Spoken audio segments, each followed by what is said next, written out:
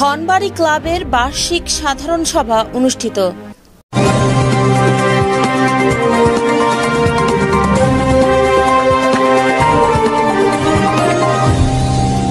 টাঙ্গাইলের ধনবাড়ীতে নানা আয়োজনের মধ্য দিয়ে টাঙ্গাইলের ধনবাড়ী উপজেলার ঐতিহ্যবাহী ক্লাব ধনবাড়ী ক্লাবের বার্ষিক সাধারণ সভা অনুষ্ঠিত হয়েছে।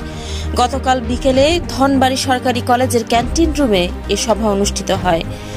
ধনবাড়ী ক্লাবের সাধারণ সম্পাদক মোহাম্মদ হুমায়ুন কবিরের সঞ্চালনায় ও সভাপতি সাইফুল ইসলাম মিন্টুর সভাপতিত্বে অনুষ্ঠানের প্রধান অতিথি হিসেবে উপস্থিত ছিলেন ধনবাড়ী ক্লাবের উপদেষ্টা ধনবাড়ী উপজেলা আওয়ামী লীগের সভাপতি মীর ফারুক আহমদ ফরিদ।